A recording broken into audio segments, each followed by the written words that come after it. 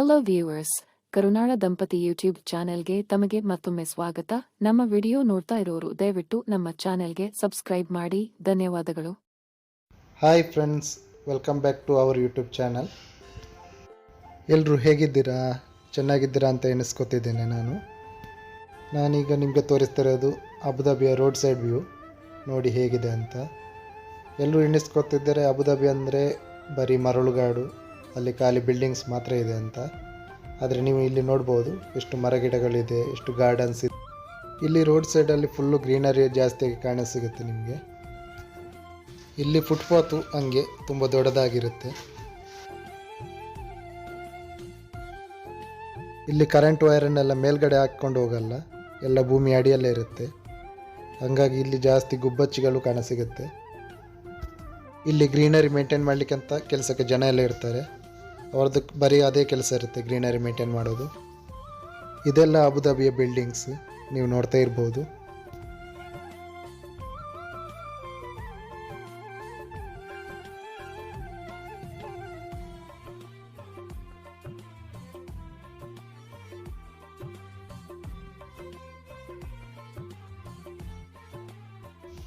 ಇದು ಎಲ್ಲ ಅಬುದಾಬಿಯ ಮನೆಗಳು ಹೇಗಿದೆ ಅಂತ ನೋಡಿ.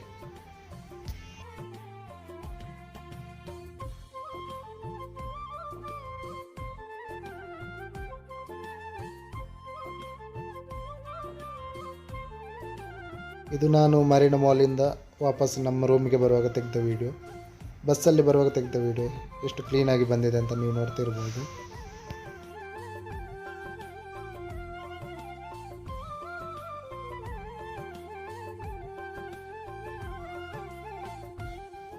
ಇದು ಅಬುದಾಬಿಯ bus stand. Full air condition ಆಗಿರುತ್ತೆ.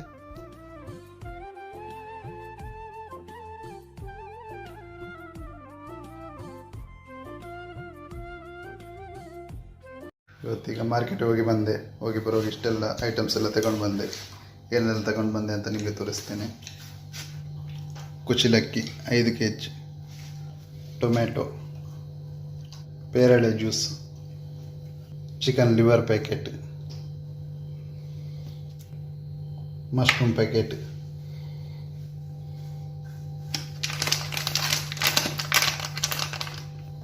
ರೆಡಿಮೇಡ್ ಶಾವಿಗೆ ಪ್ಯಾಕೆಟ್, ತೆಂಗಿನ ತುರಿ, ಈರುಳ್ಳಿ. ನೋಡಿ ಫ್ರೆಂಡ್ಸ್, ಇಷ್ಟೆಲ್ಲ ಐಟಮ್ಸ್ ತಗೊಂಡು ಬಂದೆ ಮಾರ್ಕೆಟಿಂದ ಬರುವಾಗ. ಇವತ್ತು ಔಟ್ಸೈಡಿಂದ ಪಾರ್ಸಲ್ ತಗೊಂಡು ಬಂದೆ, ಚಿಕನ್ ಬಿರಿಯಾನಿ ಮತ್ತು ಜ್ಯೂಸು.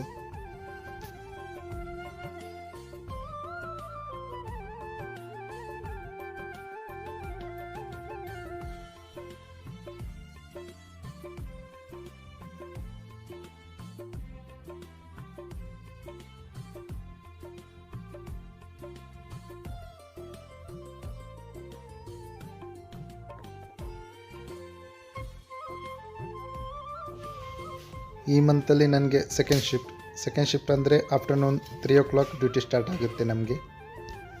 ಸೆಕೆಂಡ್ ಶಿಫ್ಟ್ ಆದ್ದರಿಂದ ಬೆಳಿಗ್ಗೆ ಬೇಗ ಎದ್ದು ಬ್ರೇಕ್ಫಾಸ್ಟ್ಗೆ ರೆಡಿ ಮಾಡ್ತಾ ಇದ್ದೇನೆ. ಇವತ್ತು ನಾನು ಎಗ್ ಮ್ಯಾಗಿ ಮಾಡ್ತಾ ಇದ್ದೇನೆ. 2 ಮೊಟ್ಟೆಯನ್ನು ಬೇಯಿಸಿ ಕಟ್ ಮಾಡಿ ಇಟ್ಕೊಂಡಿದ್ದೇನೆ.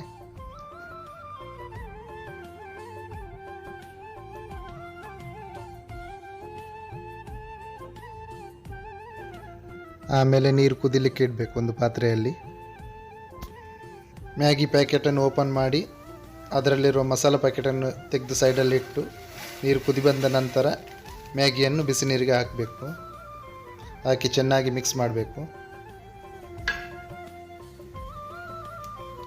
ಮ್ಯಾಗಿ ಚೆನ್ನಾಗಿ ಕುದಿದ ನಂತರ ಅದಕ್ಕೆ ಮಸಾಲವನ್ನು ಸೇರಿಸ್ಕೋಬೇಕು.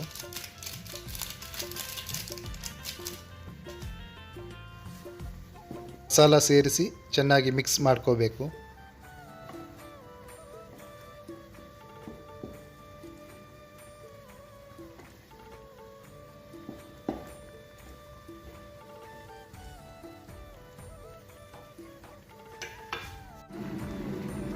ನೀರು ಡ್ರೈ ಆಗ್ತಾ ಬರುವಾಗ ಅದಕ್ಕೆ ನಾವು ಕಟ್ ಮಾಡಿ ಇಟ್ಕೊಂಡಿರೋ ಮೊಟ್ಟೆಯನ್ನು ಸೇರಿಸಿ ಮಿಕ್ಸ್ ಮಾಡ್ಕೋಬೇಕು.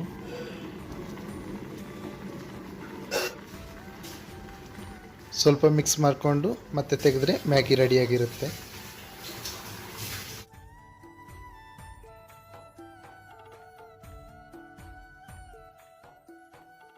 ಇದು ನೆಕ್ಸ್ಟ್ ಡೇ ಮಾರ್ನಿಂಗ್ಗೆ ಶಾವಿಗೆ ಜೊತೆಗೆ ತೆಂಗಿನ ಸಿಹಿ ಹಾಲು ಮಾಡ್ತಾಯಿದ್ದೇನೆ.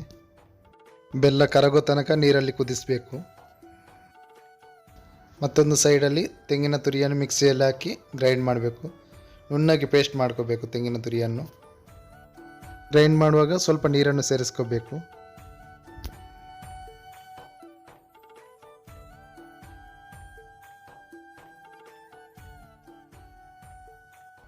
ಬೆಲ್ಲ ಎಲ್ಲ ಕರಗಿದ ಮೇಲೆ ಅದಕ್ಕೆ ತೆಂಗಿನ ತುರಿಯ ಮಿಕ್ಸ್ ನಾವು ಗ್ರೈಂಡ್ ಮಾಡಿದ್ದನ್ನು ಸೇರಿಸಬೇಕು. ಸೇರಿಸಿ ಚೆನ್ನಾಗಿ ಮಿಕ್ಸ್ ಮಾಡಿ ಕುದಿಸಬೇಕು. ಚೆನ್ನಾಗಿ ಕುದಿ ಬಂದ ನಂತರ ತೆಂಗಿನಕಾಯಿಯ ಸಿಹಿ ಹಾಲು ರೆಡಿಯಾಗಿರುತ್ತೆ.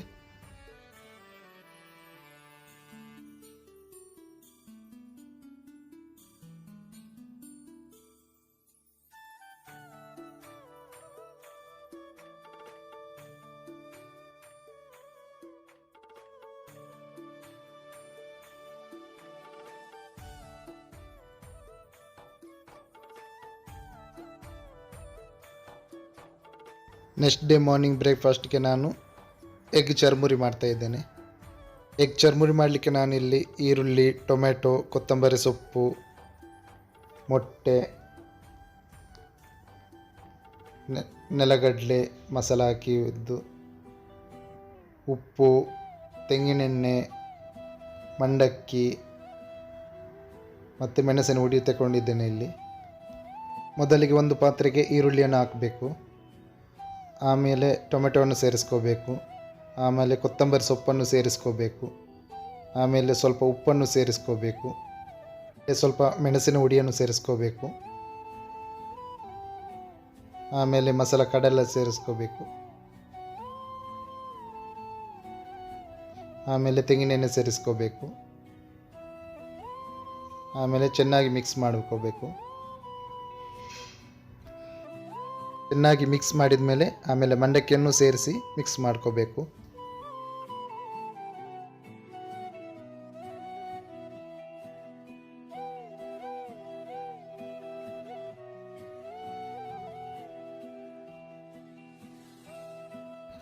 ಇದಕ್ಕೆ ಬೇಯಿಸಿ ಕಟ್ ಮಾಡಿದ ಮೊಟ್ಟೆಯನ್ನು ಸೇರಿಸ್ಕೋಬೇಕು. ಮೊಟ್ಟೆ ಸೇರಿಸಿ ಮಿಕ್ಸ್ ಮಾಡ್ಕೊಂಡಿಟ್ರೆ ಎಗ್ ಚರ್ಮುರಿ ರೆಡಿ ಆಗುತ್ತೆ.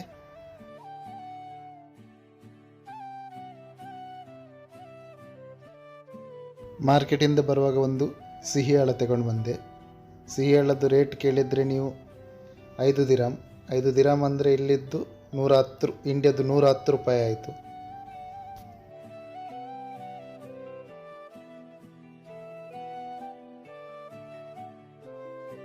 ನೋಡಿ ಫ್ರೆಂಡ್ಸ್, ಇದು ದೋಸೆ ಇಡ್ಲಿ ಬ್ಯಾಟರ್.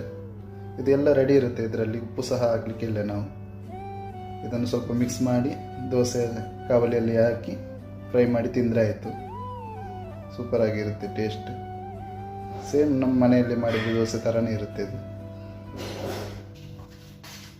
ಇಲ್ಲಿ ಉತ್ತಪ್ಪ ದೋಸೆ ಮಾಡ್ತಾಯಿದ್ದೇನೆ. ಆನಿಯನ್, ಟೊಮೆಟೊ ಮತ್ತು ಕಾಯಿ ಮೆಣಸನ್ನು ಕಟ್ ಮಾಡಿ ಇಟ್ಕೋಬೇಕು.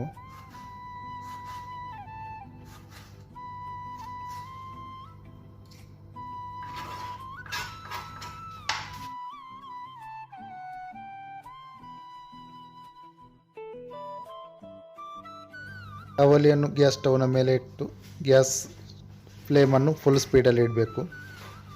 ಕಾವಲಿ ಬಿಸಿಯಾಗುವ ತನಕ. ಕಾವಲಿ ಬಿಸಿಯಾದ ನಂತರ ಮೀಡಿಯಂ ಫ್ಲೇಮಲ್ಲಿ ಇಟ್ಟರೆ ಸಾಕು.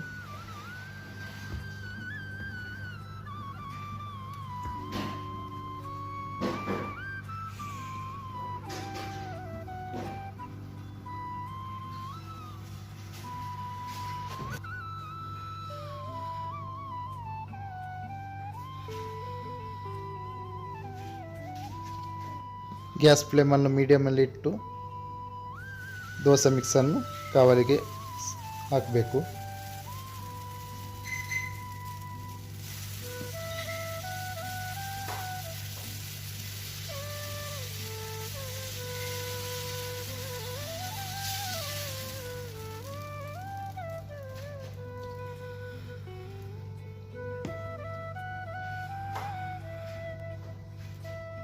ಆಮೇಲೆ ದೋಸೆಯ ಮೇಲೆ ಸ್ವಲ್ಪ ಈರುಳ್ಳಿ, ಸ್ವಲ್ಪ ಟೊಮೆಟೊ ಮತ್ತು ಸ್ವಲ್ಪ ಕಾಯಿ ಮೆಣಸನ್ನು ಹಾಕಬೇಕು.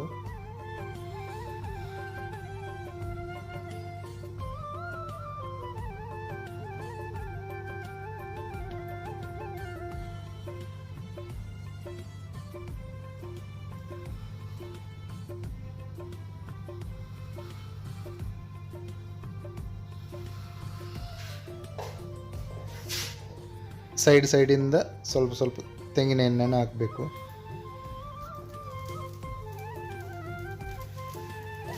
ಮುಚ್ಚಳವನ್ನು ಮುಚ್ಚಿ ಸ್ವಲ್ಪ ಹೊತ್ತು ಕಾಯಿಸಬೇಕು.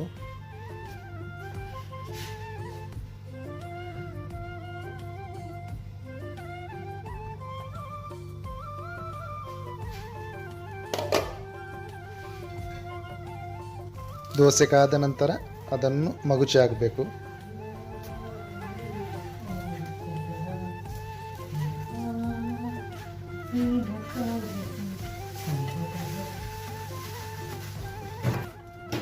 ಮಗುಚಿ ಹಾಕಿದ ಮೇಲೆ ಸ್ವಲ್ಪ ಹೊತ್ತು ಕಾಯಿಸಿದರೆ ಆಯಿತು.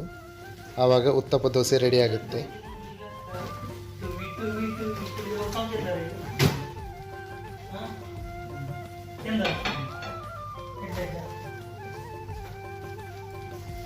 ಇವತ್ತಿನ ವಿಡಿಯೋ ಇಷ್ಟ ಫ್ರೆಂಡ್ಸ್. ನಿಮಗೆ ವಿಡಿಯೋ ಇಷ್ಟ ಆಗಿದ್ದರೆ ಲೈಕ್ ಮಾಡಿ, ಶೇರ್ ಮಾಡಿ ಮತ್ತು ಕಮೆಂಟ್ ಮಾಡಿ. ಚಾನಲ್ಗೆ ಹೊಸಬರಾಗಿದ್ದರೆ ದಯವಿಟ್ಟು ಸಬ್ಸ್ಕ್ರೈಬ್ ಮಾಡಿ. Thank you friends. ಮುಂದಿನ ವಿಡಿಯೋದಲ್ಲಿ ಭೇಟಿಯಾಗೋಣ.